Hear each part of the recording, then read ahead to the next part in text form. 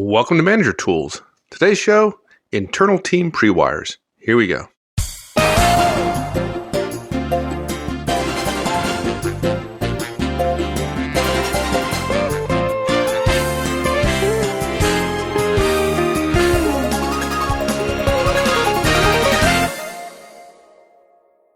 I shouldn't be amazed that we need to talk about these kind of things, but we do. This is one of those topics where when we heard this story about this principal being abused by this friend executive of ours, we just both looked at each other, and I just remember, we didn't say it, but telepathically, I knew you were saying, like, you're kidding me, right? I mean, it's one of those things.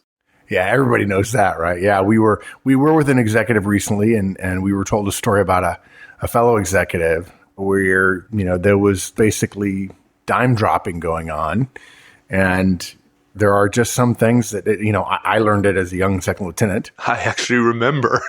Yeah, I bet you do. I bet you do. Yeah, so this cast is about as a manager, requiring your directs to brief one another. You can call it an internal pre-wire, which is the name of this cast, but to brief one another before they tell you as the boss that a fellow direct didn't do something. We call that dropping a dime. We'll explain why in a minute. But basically, you don't do that. You don't sit in front of your boss and tell your boss that one of your peers didn't do something, because it comes across as punishing your peer for something they didn't do to support you in front of the boss, which is unprofessional. So we recommend that as managers, you insist that your team members, your directs, brief one another before they give a negative briefing about something that's going on with the team. And it's called an internal pre-wire.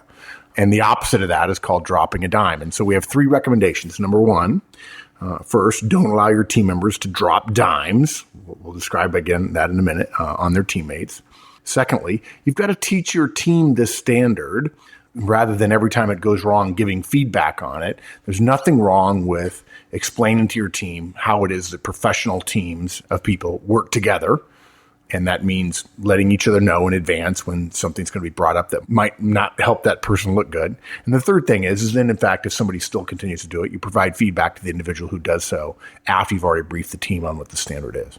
Okay, so now you have to explain the term. I suspect a lot of people do, but what do you mean when you say don't allow team members to, quote unquote, drop dimes on their teammates? What's that about? Imagine you're in a meeting with your boss and your teammates. Now, this puts you in the role, this is obviously Manager Tools, but this puts you in the role of being a direct. But you're in a meeting with your boss and your teammates. Maybe it's a project meeting, staff meeting, whatever. Imagine a little bit further that one of your teammates is briefing on a project where you and she collaborate a little bit, right? Maybe one of your directs has to provide analysis to her or technical support or arrange logistics for this peer manager of yours. Or maybe you yourself have to provide that support. Or it's as simple as maybe your peer can't move forward until you complete a step in the project timeline. And here's what your peer says. Well, I would have finished that, but Mark didn't get me the raw data yet. Okay. Now look, here's where we go into the definition. There are 100 different colloquialisms for this. I'd love to hear from listeners in other parts of the world what they call it. My 2 favorites are, one is called being dropped in the grease, which is a Southern expression because cooking in the South in the United States always seems to involve grease. There's an old saying in Southern cooking. Yeah. Every recipe starts with, first, we start with a stick of butter. Well, it's not only grease, it's hot grease, right? Yeah, exactly. Pot grease, yeah. And of course, the problem is the grease is hot or it's boiling, right? And it's going to burn you, right? That's the whole point of being dropped in the grease. Nobody wants to be dropped in the grease. The other colloquialism, which we've already referred to, is dropping a dime, which is fairly common. I think dropping somebody in the grease is very much more Southern. And in the U.S., dropping a dime is maybe for folks our age, not for younger folks, more widely used, which comes from the days of payphones, when informants would call the police by dropping a dime in a payphone and saying, hey, something's going down, or I have information for you, whatever. And it has come to mean, dropping a dime means ratting someone out, particularly to someone in authority. And in a corporate setting, that means telling something out loud in front of your boss that makes someone else look bad. Whether you intend to make them look bad or not is not important, although usually that's the case. Everyone knows It's reasonable. Even if your intent is not to make someone look bad, you cannot say, I didn't intend to make you look bad by describing what you did wrong in front of the boss. By definition, you know when your boss is in the room, you know what the reasonable outcome is. And so the intent is essentially assumed that you ought to be smart enough to know that mentioning somebody else's failings in front of the boss, you intend for the boss to know. Right. And it's fairly common sense. It's not like you'd ever do this, right? I mean. Oh, no. Yeah, I was a young second lieutenant at 7th and 8th Field Artillery in Hawaii when you and I were stationed there together. I was brand new as a personnel officer. And Dave Lynch, your battery commander, a great manager, leader, officer. Dave, if you're out there listening, if somebody knows a Dave Lynch who used to be in the military and served in Hawaii, tell Dave, Mike and Mark, say hi. And Dave, I promise I never, ever, ever drop the dime again after the time where you were late with a officer efficiency report. And I went into staff meeting and said, yep, Captain Lynch is late with his OER. And Lynch looked at me like, you know what? And then afterwards, he was kind enough, because he was ticked, and then he was kind enough to say, dude, you don't do that. And I had been a professional, a leader and manager, if you will, in the Army for all of, 8 months? And I got that lesson. And so now, 30 years later, I assume everybody knows the stuff that I know, which, of course, is not true. So, Dave, I never, ever did it. Ever again. But look, here's the thing, guys. Dropping a dime on a pier in front of your boss is always totally avoidable. But if you do it, it's still a sin, right? And it is always assumed, it's always received by the person who's your victim. It's always assumed that you have malicious intent. You cannot claim non-malicious intent. And we'll talk more about the managers, the executives say, oh, well, I like that kind of candor. That's crap. It's not candor. So as managers, folks, now the analogies with the story we've been doing has been you as a direct being dropped in the grease or having a dime dropped on you or being thrown under the bus or whatever. As a manager, you have to stop your team from doing this. People think that this is normal. It's not. Or if it is normal, it's normal and unprofessional, and normalcy ought not to be our standard if we want our organizations to do better. So don't allow your team to do it. If you allow it to happen, it's literally you watching your team tear each other down in front of you. Manager Tools has a rule. There are 2 reasons to get rid of somebody: because they don't perform and because they tear down the team. Either or, right? Look, the fact is your team is going to not be perfect when they're together. All the time, they're going to make mistakes. But at least let's not have them do it in front of us and then send the message that tearing each other down is technically okay as long as it's technically true. There's a difference between truth and effectiveness. Not all truth is effective. Okay. So, we got a lot of project managers, for example, that listen to the Manager Tools podcast, and they're regularly giving status on project deliverables. Frequently, folks are late. They're quote unquote red. This surely doesn't apply when project managers are briefing the team on status, right? Yeah, it does. It absolutely applies to project status briefing. If you're going to brief that an individual owner's task is going to be shown red, you have an obligation to tell them in advance. Okay. Just because, as I've heard 1,000 times, well, project status is always available to everybody on the tracking website. That doesn't mean you can assume that the existence of a website is the same thing as communicating with a peer about status.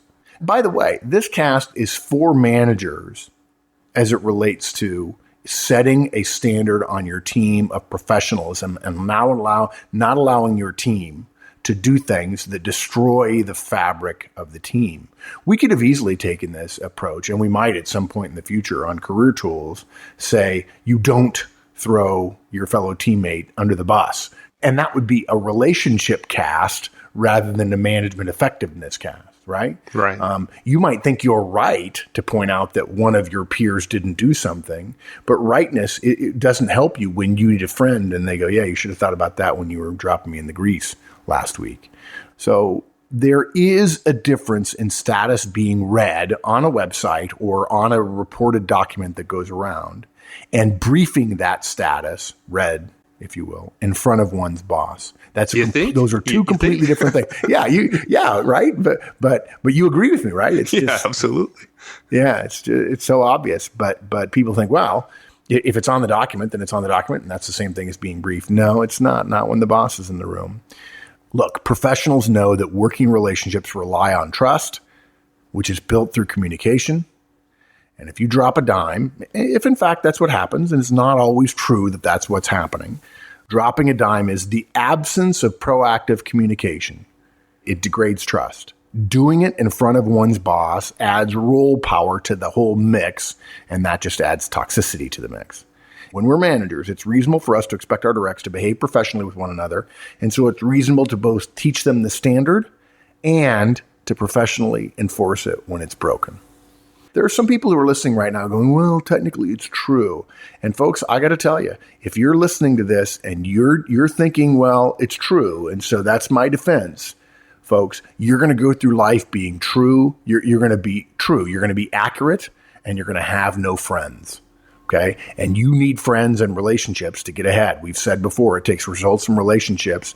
Early in your career, you can just be right and get results, but later you've got to have relationships. And if all you do is focus on right, you're putting truth or rightness in front of effectiveness. And that's particularly true for those of you who are perfectionists, yellow dot, high C people when it comes to DISC stuff. Okay. So what do you do if you're a boss, you're a manager, you're having a staff meeting, and one of your directs drops a dime on another? Are we recommending then that, just like in a lot of our recommendations, that you take the person aside and give them feedback later on? Or look, you could look. We're actually going to put something else in front of this, and it's some of the folks who are listening are going to be surprised because we've always told you not to give feedback in front of other people. We're still going to recommend you give feedback, but imagine that this is the standard in your firm, that people feel comfortable dropping dimes. In fact, they wouldn't call it dropping dimes, although in some firms there actually is a really negative. There are probably three cultures. One, the professional culture, which says one doesn't do that.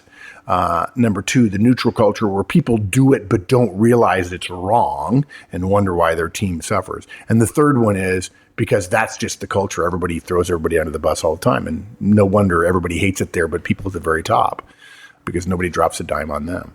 But look, what we're suggesting is this is one of those classic sets of behavior or behaviors that a lot of people don't know is wrong. And so rather than just giving lots of individual feedback when people make mistakes, it's reasonable to be a teacher or to explain to people that that's not appropriate. And part of the reason we have to teach it is because there are plenty of people who say, it's technically true that this person is late. I can't imagine you don't want me to be candid. Well, again, we'll talk about that in a minute, about why something's wrong. And I don't want to take responsibility for being late if in fact somebody else really is the rationale. And this comes back to the fundamental issue of being right as opposed to being effective. If you have to work with everybody for the next couple of weeks or months or years, there are times when the truth is not the most effective thing, or you still can brief somebody being read or telling the boss, hey, Mark didn't get it to me, as long as you've told them that in advance. It's not a matter of lying. It's a matter of saying there is a step we need to go through before we should feel comfortable briefing our boss about somebody else's error. So we're going to recommend that you teach your team this standard when you see it happening. If it never happens, great, lucky you. If you don't feel like it's a cultural problem and you want to go to right at step 3 of this cast, which is just give them feedback when they make a mistake, okay, fine. But for many, many people in many, many places we go, we hear this argument that, well, it's technically true what I'm briefing. And they want to make the argument about whether or not what they're doing is true or false, or right or wrong in terms of the moment of the briefing, when in fact we're making an argument there's something that needs to have happened before, which is the pre-brief, if you will, the pre-wire in advance to let somebody know something's going wrong.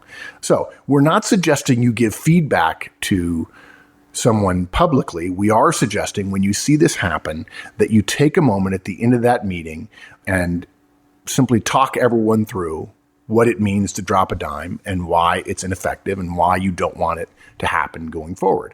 Now look, so here's our recommendation. The first thing you got to do is make a decision whether or not a dime actually did get dropped. And look, we'll give you a couple of examples of situations where maybe it didn't. Maybe somebody faked it a little bit and looked like they were aggrieved when in fact they ought not to have been.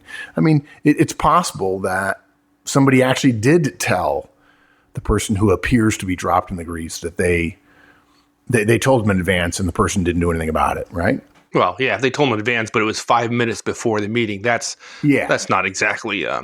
That's the whole gray area that I think a lot of managers go, well, I can't give feedback about that because I just don't know whether or not it's true. Well, the answer as a manager is not whether you know something, but whether it's reasonable for you to believe that it happened. And if you believe it, you deliver the feedback as if it was. But we're not even going to make it feedback the first step. We're going to establish the standard in the same way that if someone were 21 years old and just started at work and maybe they got used to a college culture that said they can go late to classes, that doesn't mean they can come late to work, and somebody needs to take them aside and go, hey, by the way, I don't know if you know, but work starts here at 8 o'clock. I'd like to see you here at 8 going forward. That's something that we do here. It's just a standard of professionalism, right? So what you do is pretty simple. At the end of the meeting, you make where this mistake has happened, where this behavior has happened that you don't want to continue, you make a simple announcement. And those of you with premium content, it's pretty easy. Obviously, you can read it right off the show notes. Here's what you might say. Hey, folks, a brief moment of professional education before we adjourn today. Let's assume this is happening in a staff meeting, for instance. You wouldn't do this if you were running a project meeting with a bunch of other people who didn't report to you, probably. You'd only do it in one of your staff meetings. If you're smart, you might see a dime being dropped in another meeting you go to and say, hey, I'd like to tell you a story about something that happened. Yeah, even better, right? Right? That's the classic teach as if teach not, right? You say, I'm sure you guys probably already know this.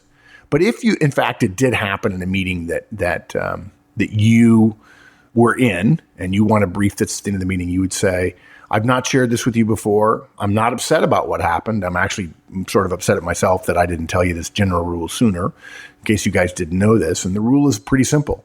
It is not cool. It's not helpful. It's not team building, whatever you folks you choose, to announce somebody else's failure on something in front of me, their boss. Okay? Whether it's a missed deadline or somebody owing you something or not following up the way they said they were going to, whatever, if you're going to brief it in front of me, their boss, or really anybody else other than the person you're referring to, you've got to let that other person know that it's coming. And basically you go on to say, I want you guys to learn this here now.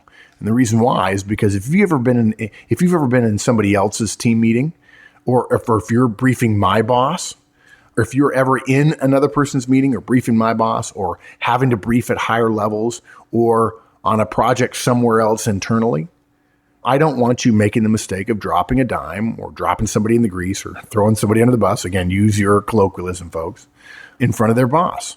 You might think it makes them look bad and you're justified because, in fact, the statement is true. But all of the smart people in the room, all the effective people, all the professionally wise people in the room think it just makes you look bad and you're trying to blame somebody else for the fact that something you're responsible for is not done. And by the way, folks, those of you who are aficionados of manager tools know that this goes back to owning the inputs as well. Now I'm continuing the speech, by the way. And to be clear, this is not about covering your tail, folks. You can't tell somebody 5 minutes before the meeting so you can say you did, in fact, communicate. That's not communicating. That's political hair splitting. You've got to let them know in enough time so they can solve the problem. The idea is let them know in enough time so they can try to solve the problem. If they choose not to, they've been given fair warning, and they ought not to be upset that you're being truthful. Now, your truth is based on working to help the relationship by giving them advance notice. So, folks, going forward, if you're thinking that you're going to say something that makes one of us look bad in a meeting in front of me or somebody else with some role power over them, you're obligated to let that other person know about it. And there might be exceptions, but for now, that's how we're going to work together. That's what I would say. That's probably a little bit long. But look, that's just manager, leader, executive as coach and as deliverer of new information, an educator, helping people learn more about how effective organizations work. Let me ask you a question, though, around this idea of not dropping dimes, separate from the briefing of it. I was talking to an executive one time about something similar to this that happened on her watch, right? And she said, well, they need to figure this stuff out. I can't adjudicate everything. Right. I had a boss once say, if you're going to fight with somebody else, that's your issue. It's not my issue. I'm not going to deal with it, whatever. Look, that's balderdash, right? I was about to say that's crap, but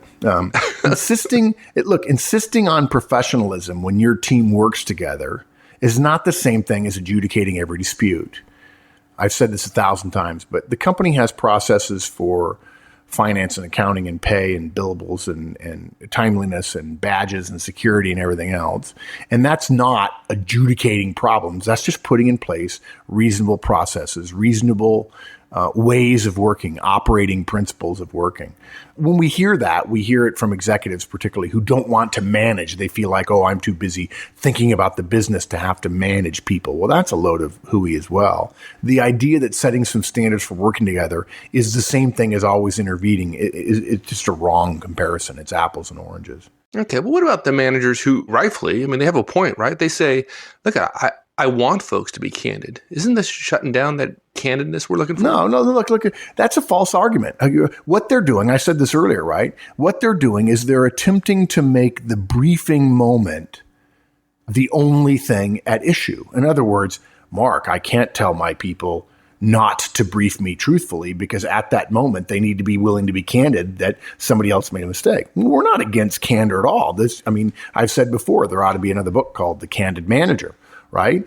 Dropping a dime, though, is not candor. It's using truth as a defense against lack of communication. What they're saying is, at the moment where something hasn't been done, if it's truthful to say it hasn't been done, it's okay to say it. Well, that's true so far as it goes, but it defines the universe as that one moment of the briefing rather than all the opportunity one had in advance to change the moment when, in fact, we're briefing that something didn't get done. And it's worse. It's using role power to punish somebody else. We're not suggesting it's wrong to brief truthfully. We're saying it's wrong to brief truthfully when, in fact, you had an opportunity to avoid something being behind schedule or late or not done, and you didn't do that. And I can assure you, folks, if you brief truthfully that somebody else didn't do something and they're surprised by that brief, everyone will assume you did it in order to surprise them and in order for it to happen in front of their boss to make them look bad. Your intentions will be questioned in addition to the failure of operating that the other person had and not delivering the objective. Yeah, I guess if I had one of my directs complain to me that I wasn't allowing her to be candid, I would say, yeah, I'd love you to be candid. Matter of fact, I'd love you to be so candid that you were candid with Bob before you threw him under the bus. Yeah, we're not saying that you can't point out somebody else's failing. We're saying it's unprofessional and destructive to the team to do so without first notifying the other person and giving them the benefit of the doubt and the opportunity to correct their error. If they don't correct the error and you've given them fair notice, again, not 5 minutes before, but enough time so they can do something about it, then, folks, you're not dropping a dime. You're simply reporting now truthfully and candidly on something somebody didn't do. And the moment at which you tell them in advance, hey, listen, I hate to tell you, but day after tomorrow, I got a brief that we're red here. Maybe you could do something about it because I don't want to brief that you're red. And let me take a step back from that. You don't even have to say that. I mean, there are some people out there who go, well, actually, I'm kind of hoping he will be red. Fine. Just say, hey, listen, heads up for you as a matter of professional courtesy. And by the way, folks, if you can't say as a matter of professional courtesy, get out of management because we don't like you being a manager if you're not willing to be professionally courteous to somebody else. But as a matter of professional courtesy, I want to let you know that in 48 hours, I'm obligated to brief that you've missed something. You may want to work on that. And if they don't change it, okay, fine. Then you're not dropping a dime. You are being candid and you've been professionally courteous and civil in advance. But look, to say that you're simply reporting without having had the courtesy and civility and yeah, frankly, the professionalism to alert somebody is hiding behind your false sense of perfection. Candor is in fact letting the person know in advance. That's candidness. Hey, you're behind. If I choose not to tell Mike that I'm about to brief that he's going to be behind, that's me choosing not to be candid with Mike, per your point earlier, right? Exactly. Now, once we've made the team aware of this rule, assuming that folks haven't figured out before, now we're not going to surprise folks by telling them that, okay, after briefing them, they drop a dime on somebody, we're simply going to give them feedback. Yeah, again, once we've set the standard, hey, this is how my team works, it's just like saying, hey, by the way, I do one-on-ones, I do feedback, I do coaching, I do delegation, I run my meetings this way, here's the way we do budgets, here's how you have to do expense reporting and so on. And we don't drop dimes on each other. We give each other the courtesy of briefing in advance. Then once that standard is set, if somebody then violates it, then we give feedback. And of course, those of you who are listeners and aficionados will have seen this coming. When somebody does something that isn't effective, and dropping a dime is ineffective because it tears down the team, it doesn't take much longer to give somebody some advance notice. And that moment of dread silence when everybody knows, ooh, Bob, Jane just dropped a dime on Robert. It's worth the 30 seconds it takes to let Robert know 2 days in advance, hey, if you don't do anything, I have to do it. Please don't put me in this situation of having to be seen as reporting on your failing. If she doesn't do that, then that dreaded moment happens and nobody likes it. But look, the effective managerial response when somebody does something that's not effective is to simply just give them some feedback about it. After the meeting, you could quietly, as you're walking down the hall, or you could do it in the one-on-one you're going to have with them later in the week. You say to them, hey, can I give you some feedback? And they say yes. And you say, when you report that Bob missed the deadline and it's clear that Bob is surprised, it comes across that you intended him to be embarrassed in front of me. And that's not helpful. Can you give him a heads up next time? Thanks. It's short. It's sweet. Folks, it's not angry. It's not sharp. It's for the private use of, in this case, Jane or whomever, right? Even though, it is private, but you could do it, as I mentioned, quietly while you're walking down the hall. You just lower your voice a little bit and you can have what amounts to a conversation that is for the private benefit of the person you're speaking to without being in a private place. You can do it in a public space. Now, many of you who are listening have not listened to a lot of our casts. We have new people join us every week. So if you have questions about that, there's a whole ecosystem about feedback, about the feedback model, about how to deliver it, about various add-ons and subtleties associated with it as managers try to implement it. This is how professional people do it. They're candid and direct and polite and quick and non-judgmental and non-angry when they provide performance communications, positive and negative, to their people. And we have extensive guidance on the Manager Tools feedback model. Go to the website and find it. Isn't it possible, though, that it appears to you, say, that Jane dropped a dime on Robert, right? She briefed something that made Robert look terribly bad. And Robert does something like he raises his eyebrows or he looks shocked or maybe he actually defends himself in some kind of way, right? Right. All that combined makes it look like Robert was completely surprised by it. To suggest then that she didn't give him a heads up. Yeah, exactly. I'd characterize that as Jane probably dropped a dime on Robert. Yeah, fair enough. It may not be true, but you draw a reasonable conclusion based on your experience as manager. That's what's happening. Yeah. So it's possible that either A, she actually did brief him, and or B, he's just behaving that way to make it appear that he is aggrieved. As opposed to taking responsibility. Yeah, exactly right. Yeah, he's learned that if he plays the aggrieved party, the overwhelming majority of people who one person drops a dime on, if you're in the audience, if you're in that meeting and you see someone drop a dime on somebody else or point out that somebody else hasn't done something, if the person who's the, quote, victim, unquote, looks aggrieved or acts surprised, the standard operating model in most teams is to assume that there was an intent, a negative intent associated with the true candid reporting of the first party. That's what you're saying, right? Yeah. And so they've learned to manipulate that by acting aggrieved when in fact they may have been given plenty of advance notice. Jane may have called 3 times and said, I really don't want to brief it, but if I have to, I have to. I'm not going to lie and cover your butt. Yeah. So what do you do? Because I suspect that a lot of folks, a lot of managers, like some of our listeners here, might actually, because they're not absolutely sure that Jane dropped a dime, Jane doesn't get feedback. Yeah. So look, I'm going to give you a short answer. I'm going to give you a little bit of a background, and then I'm going to come back to continuing the answer. And the short answer is we still recommend you give that feedback to Jane. Okay. Now, look, folks, if you'll go back to some of our earlier casts and feedback, if you listen to all of them, you'll hear a thread when it comes to third-party feedback. Because in a way, think about this, this is partially related to third-party feedback because even as Jane is briefing, you're using Robert's passing of information to you to draw a conclusion about Jane's behavior. In other words, it's as if Robert's facial expressions are telling you what Jane did. This is a third party in the sense that you're seeing Jane do something, but in order to give her feedback, to give her feedback about dropping a dime, you have to assume that she didn't give Robert advance notice, and you're assuming that based on Robert's response. Now, The standard is, when we give feedback, is not, did I see it myself?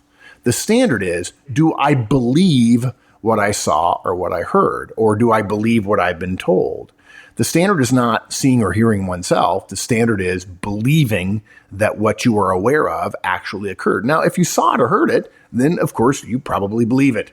But if somebody else tells you about it, the question is, do I trust this person? Do I believe this other person could have done it? And the third-party feedback model says this: if you believe it, you deliver it as if you believe it. In other words, as if you saw it. Okay. Now, the fact is you could be wrong. It happens. But because most people see feedback as what they think of as a big thing where you get called into your boss's office and you're in trouble, they then have the fear that, God forbid, I tell somebody that they were wrong. It's always about negative feedback, of course, that they were wrong, when in fact I'm the one that was wrong, and they get all up in arms about it. Well, that presupposes something that's not true about feedback. Feedback in the manager drills model is something that's small. It's not that big a deal. Nobody's in trouble. I joke often on the cast that when somebody asks me, am I in trouble? I say no, because you'll know when you're in trouble with me, because I'll actually start the conversation by saying you're in trouble. Feedback is not you're in trouble. Feedback is a small thing. It's a slight correction. It's going down the road at 40 miles an hour and making a small adjustment constantly in the steering wheel, as opposed to waiting until somebody's in the ditch and then jerking the car out of the ditch at the last minute in a panic because you've seen somebody be late 10 times in a row and finally, oh dear God, I have to talk to them. Why wait? After the first or the second one, mention it to them in passing and say, can you change that? And then people never get near the ditch. But if in fact, for some reason, Robert in this case is playing possum, and in fact, he did get advance notice, we would still recommend you give feedback, or put more simply, we still recommend you give feedback to Jane, even if it's possible you're wrong about the feedback. Okay? Now, we're not suggesting that if you have a vague notion that it might have happened, that's not the standard. But if you believe, based on what you saw with your own eyes, based on what Jane said in the meeting and the way Robert responded, if you believe Jane threw him under the bus, you give her feedback as if she threw him under the bus. And the reason why we can say that is, again, the feedback we're giving is small. It's not a big deal. You're not going to punish Jane enormously. And the second thing is, even if you're wrong, we have a safety valve in the feedback model, which is called shot across the bow. When you give that feedback, you won't have known in advance whether or not she gave Robert, or in this case, Jane gave Robert the appropriate notice. And you still give the feedback. And if she did in fact give him appropriate notice, Jane is going to say, wait a minute. If she says to me, she says, Mark, that's not true. I actually did. I told him 2 days ago, hey, look, dude, sorry to tell you, but it's been a while. We're coming up on a briefing. In 2 days, you're going to be red. Plenty of time, you should be able to change it.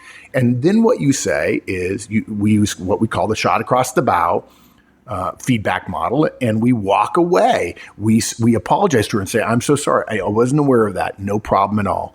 No worries. And I walk away. And yeah, I really wasn't wrong. I just gave feedback in a situation where the details weren't obvious to me, and I'm not afraid to give feedback and be a little bit wrong about it because, again, it's small, and because I can easily say I'm not violating my principles or I'm not ruining my authority as a boss by saying, you know what, I'm wrong, I apologize. That's something for Robert and I to talk about. And I give her a pass. And if I have a good relationship with her, which comes through one-on-ones, of course, and time and communication and candor and truthfulness, ethical behavior as a manager, she won't mind at all. She goes, no worries. Don't worry. And of course, she'll walk away knowing it was Robert that was trying to play the game and wanted her thrown under the bus. And probably at this point, it's a good idea for me to keep an eye on Robert. And I might very well, in this case, if in fact she gave him a couple of notices, let's say in fact she did, and that I read his facial expression as aggrievedness, I'd probably, in my next one-on-one, would say, hey, can I give some feedback? When you raise your eyebrows like that and you turn to Jane quickly, it suggests to me that she's surprising you in a meeting. And then I find out later that she, in fact, didn't surprise you. It comes across to me that you're attempting to make her look bad when, in fact, you're the one that didn't do what you're supposed to do. Can you change that for me? And then I'd give him feedback about his behavior. And he might say, oh, no, that's not what I meant. And then I walk away. And your second shot across the bow. It's my second shot across the bow. And in Jane's case, she knows she didn't do what I'm accusing her of, But in Robert's case, he knows he did, even if he pushes back. And in both cases, the chances of it happening again, Jane will be more likely to brief Robert in advance before she briefs candidly that she has done so and he's late on something. And Robert will know he can't get away with acting like an aggrieved child when, in fact, he has been given fair notice in advance and he ought to be getting his stuff done on time anyway. Yeah, that's the beauty of the feedback model, right? Yeah. Presenting it you can smile while you're giving the negative feedback. And if you're wrong, you're wrong. But it still encourages the correct behavior in the future. Yeah, we're not trying to assert role power. We're trying to provide guidance about how we can all be more effective. And that's it. Look, it's 3 points. Don't allow your team members to drop dime on their fellow teammates. Teach your team the standard when it happens, right? Just mention it briefly in a meeting and tell them this is the way it has to be. You've got to pre-wire things internally with your fellow teammates so there's no surprises in front of the boss. And then if somebody does break the rule, then give them some polite feedback and be aware that sometimes you might be wrong, but that's the benefit of shot across the bow. And if your standard is, I never want to be wrong, again, get out of management, folks, because all managers make mistakes and being right all the time means you make very few decisions. So look, really what it boils down to is this is a simple principle, which your best folks will apply naturally. They know they should be letting people know in advance. It's a matter of courtesy and civility. Making the principle clear and setting it as a standard will increase communication before meetings, which is almost always better than during meetings. It'll also increase trust, and it's going to reduce conflict. And look, you won't have to be embarrassed when people behave like children in front of you, as other managers have to be, because you've set a standard that says, no, that's one of the things I won't tolerate. Look, folks, think of it this way. How would you feel if you were sitting in the back of a senior executive meeting in your firm and the CIO said to the CEO, I can't brief his promise, sir, because the CFO didn't give me the stuff he promised me? You'd have to be like, what? Senior people throwing each other under the bus? Like total power play? Ugh. So start your own professional transformation now and insist on the right behavior with your team. You can do it very gently. It won't come across as you insisting, and yet they'll benefit from it. And they'll never, ever do again what I did as a young second lieutenant and drop a dime on somebody who I should have talked to in advance. I would hope not, really. All right, my friend. Thanks, partner. We'll see you. Thanks, everyone. That's it. We'll see you next week. Meantime, have a great one. So long.